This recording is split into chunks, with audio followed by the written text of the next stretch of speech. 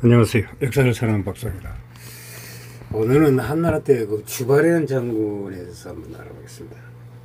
주발은 폐땅에서 살던 사람이었습니다. 이곳은 현재 강소성 지역이며 원래 선조는 현재 하람성 지역 권땅 출신이었다고 합니다. 폐로지에 이사를 왔다고 합니다. 멸치고 근근히 먹고 살면서 남의 집 초상이 나면 피를 불어줬다고 합니다. 즉 뇌치기 겸 초상집 소리꾼이었습니다. 힘이 장사했는지 강국을 다루는 재관이라는 병사가 되었습니다. 당시만 해도 딱히 특색은 없었던 사람으로 사마천은 비루하고 소박한 사람이고 법령은 사람이 지내지 않았다고 말할 정도입니다. 사실 유방의 장업공신 중 거병 이전에 이름을 냈던 사람이 드물긴 합니다. 유방이 거병하자 중년의 신부로 유방을 따라 다니며 유방이 치르는 여러 싸움에서 앞장서서 공을 세웠습니다. 하합을 함락시킬 때는 가장 먼저 성벽 위로 올라가 용맹을 보여줬습니다. 이 공으로 오대부의 자기를 받았습니다.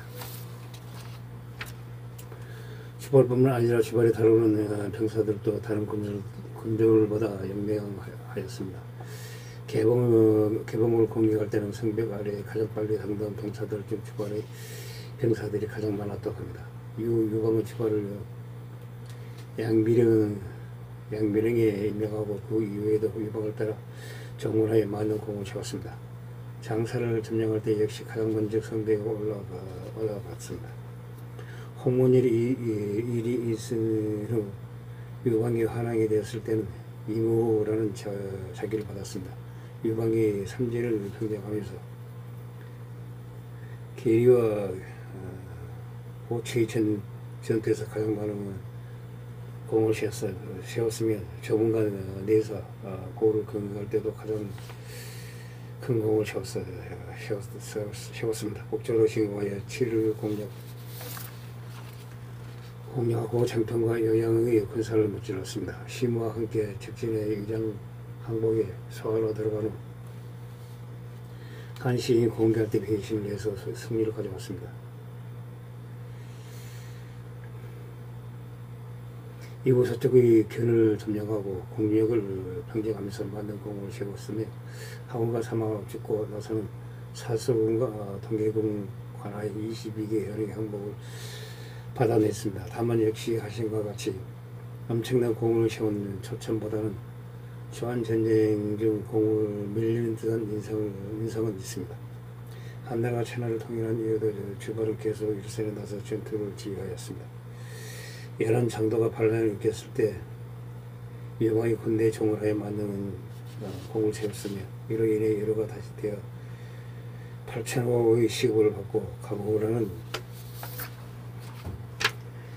직위를 받았습니다. 한왕신이 반란을 일으켰을 때 유방을 따라 종을하여 우천에서 혁명의 기병을 걸치고 동대에서 한왕신이 부대를 격파하였습니다. 반란군에 함락되었던 진영성 등을 수박하려며 성공하였습니다. 이후 항문이 흑로 목돌선의 민책에 속아 평성 동북쪽의 백등산에서 큰 공경을 당한 백두산 포위전에서도 장수들 중에서 가장 큰 공을 세웠습니다. 백등산 포위전 자체가 완전히 포위되어 간신히 빠져나온 전쟁이긴 하지만 이때의 공으로 퇴위가 되었습니다. 진희 반란군을 무칠 때도 진희 장수 승마치를 주고 마을을 함락시키는 등 승리를 거두는가 하면 노간이 반란을 일으켰을 때도 한량하였습니다. 조한전쟁보다 이성 제후들이 일으킨 반란질환이 오히려 더 큰 공을 세웠습니다. 이라의 평생 동안 일본을 따라 전쟁터를 전전하여 삼국 일명 승상 일명 장군과 이천석의 고관 3명을 포로로 잡고 별도의 군대를 이끌고 출전하여 2개의 군대를 격파하였습니다.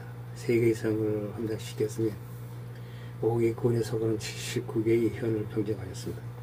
승상과 대장각 1명을 포로로 잡았습니다. 한자구 1등 봉신이 주발했지만 유방에 죽고 여태우가 대우시되고자 그도 몸조심을 해야 할 지경이 되었습니다. 왕릉은 주발과 김평이 여호가 독단적으로 행동하는 것을 견제하지 않는 것은 비판하기도 하였습니다. 육가는 진작부터 주발이 김평과 화해하고 조정의 여론을 모아요. 예와 맞서기를 바라서는 주발은 육가와 지나치게 쓸모없었던 탓에 오히려 진지한 얘기가 잘 안 통하였습니다. 아침에 육가와 진평 쪽으로 주발을 초대 자리를 마련함으로써 오랜 낭송했던 두 사람 화해를 하였다고 합니다.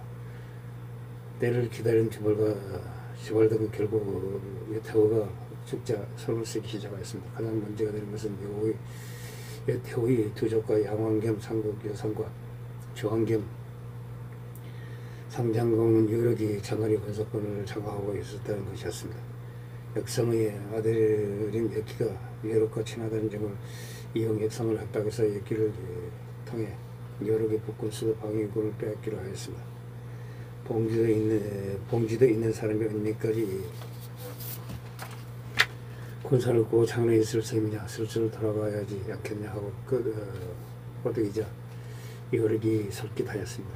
부로들에게 물어보니 의견 일치가 되지 않고 여우 여동생의 여수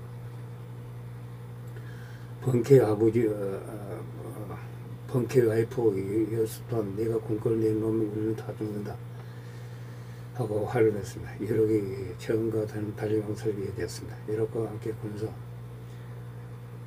군사를 가지고 있었던 삼국 예산까지 김씨를 제거하자 주발은 판사판으로 복무를 맡고 있던 기통과 합세 항명을 사칭하여 억지로 복군 지휘부로 들어간 뒤 역기를 시켜 여력에 항명이 내렸다. 복문을 건 주발에게 군사를 다 맡기라고 거짓말을 시켰습니다. 그러자 여러분 친구인 역기와 항명이란 말을 믿고 결국 장거리 인장을 주발에게 넘겨줬습니다. 드디어는 복군의 군사권을 장악한 주발은 병사들에게 이렇게 소리쳤습니다. 역시를 따르겠다는 군사는 몸쪽 어깨를 보이고 드러내고 역시를 따르겠다는 군사들은 인적 어깨를 드러내라. 이게 모든 병사들이 인적 어깨를 드러냈습니다. 마침내 역시를 척살하는 데 성공합니다. 조정을 장악한 주발과 진평의 여방의 아들은 대나라 왕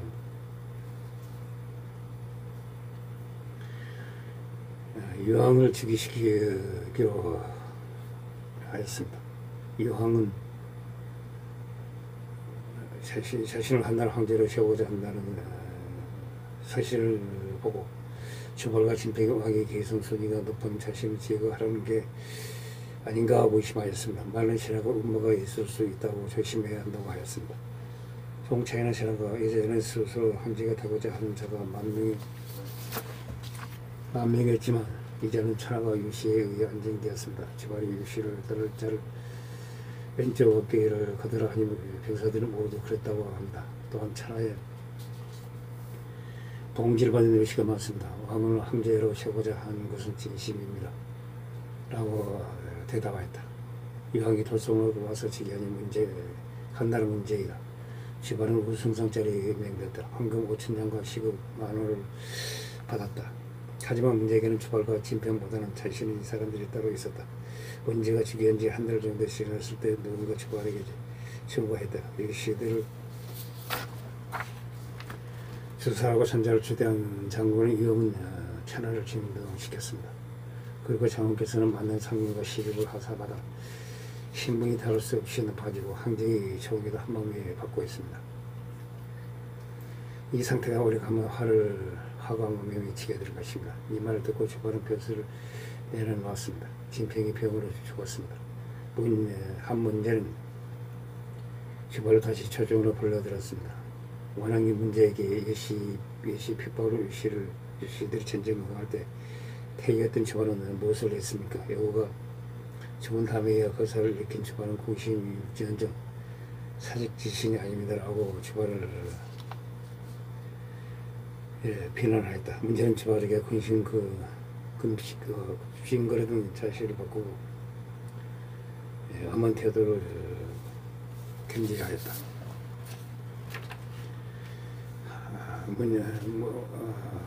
황제의 문제는 주발에게 넌지시 이런 말을 하였다. 옛날 내가 여러들에게 적직을 내려요. 동국이 부임하라고 했어. 그런데 어떤 사람은 부임하고 어떤 사람은 부임하지 않았어.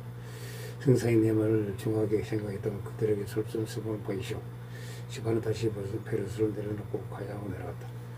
집안은 다시 숙청나가지 않을까 더러 전전긍긍하였다. 항상 갑옷을 입고 지내면 무장한 병사들을 건너고서 주위 사람들과 만났다. 하지만 이런 움직임은 주발이 모방을 일으켜야 한다는 소문이 되었다. 황제 문제는 주발을 체포해 의미 신문하게 하였다. 고신을 다가는 주발은 옥녀에게 정금이라는 뒷돈을 질러줬다. 이에 옥녀는 주발이 살 수 있는 방도를 넌지시 알려줬다. 당시 주발의 장남 주승지는 황제 문제의 부모였다. 주발은 문제의 삼촌 박서에게 많은 돈을 바쳤다. 돈을 받은 박서는 누나 박태호를 찾아가 주발에게 억울함을 고하였다.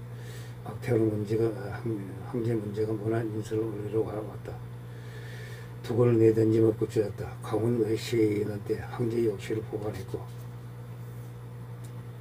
북군인 군사들을 장악했음에도 보관을 꾀하지 않았다.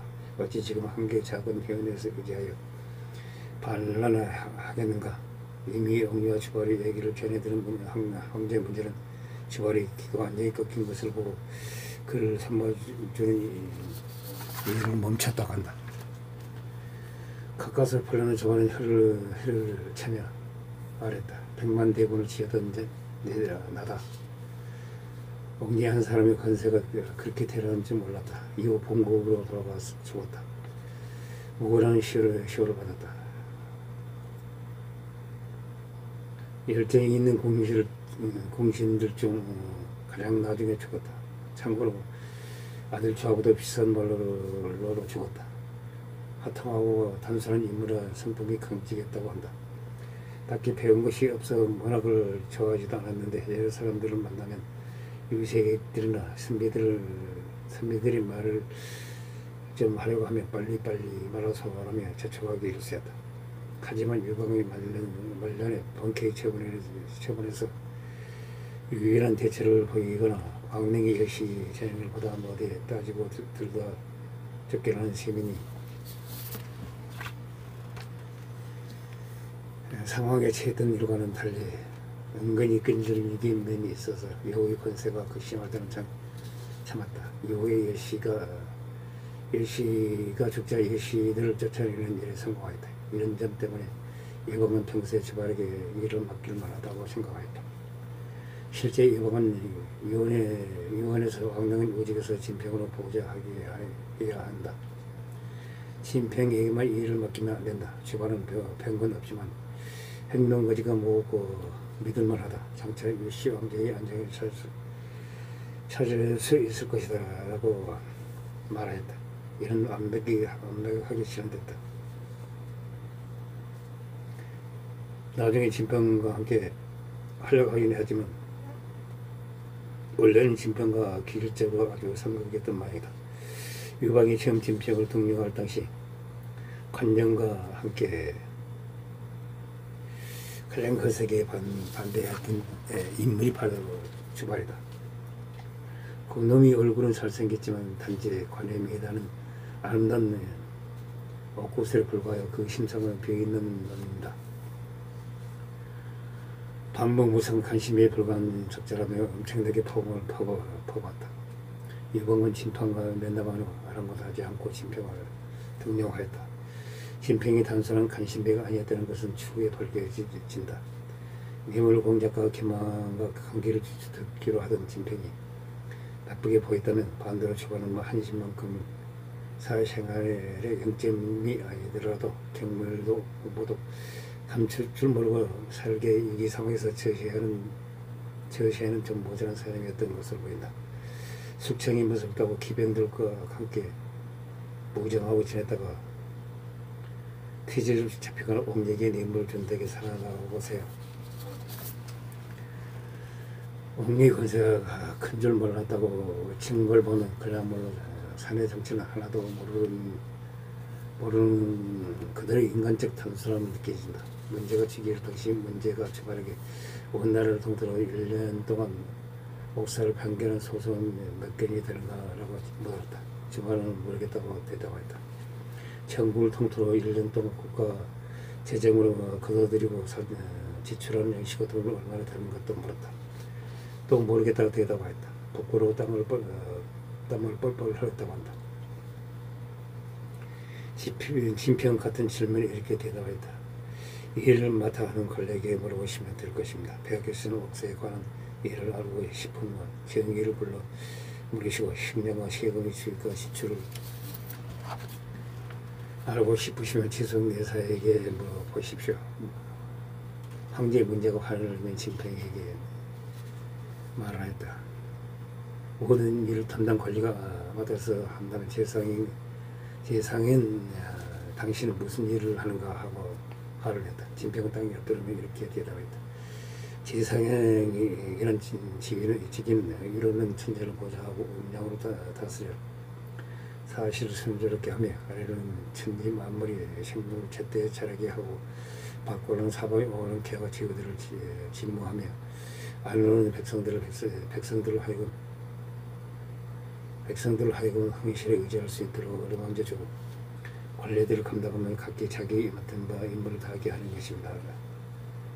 라고 말을 했다. 황제의 문제가 진평을 칭찬했다고 한다. 황제의 앞을 벗어나자 저번은 진평에 그런 대답을 알고 있었으면 왜 나에게 말을 하지 않았어? 라고 따졌다. 진평은 웃으면서 나보다 윗자리에 앉아 있으면서도 그것도 몰랐어 라고 대답했다. 그 말을 들은 주발은 딱히 대답할 말이 없어. 진평이 자기보다 저주가 뛰어나다고 이때야 인정하였다고 한다. 이후 주발의 뇌설을 그만뒀기에 그때부터 성성은 하나로 통합됐다. 그 자리는 진평이 차지하였다. 진평이 병으로 죽은 후 주발이 다시 불러왔다가 황제의 문제의 뜻으로 10개월 만에 다시 사죄하였다. 황제 문제를 주대한 당사자로 문제지기 이후 위세를 불렀을 법도 한데 일화를 보면 문제를 들어하였다. 사실 위세를 부를 것이었으면 애초에 어린 황제를 세웠을 것이다. 원왕이 황제에게 문제를 제기한 다음부터 완전히 잡혀 살았다. 주발은 이 때문에 원왕을 미워했지만 주발이 가장 위급한 상황이었을 때 원왕이 도움을 줬다. 주발이 역모의 혐의로 황제에게 고문을 당할 당시 유일하게 주발을 적극적으로 변화하며 무죄를 주장한 사람이 바로 원왕이었다. 이후로는 친하게 지냈다고 한다. 가희가 계획을 주장할 당시에는 이 어린 놈이 뭘 아는 척 하냐는 식으로 욕을 퍼부 가희가 계획을 못하게 하기도 했다. 이 사람은 한나라 1등 공신 주발 장군에 대해서 알아봤습니다. 비록 배운 것은 없었으나 전쟁을 잘해서 항시 앞장을 섰다고 합니다. 이상 얘기를 마치고자 합니다. 항시 부족합니다. 양해 부탁드립니다. 감사합니다.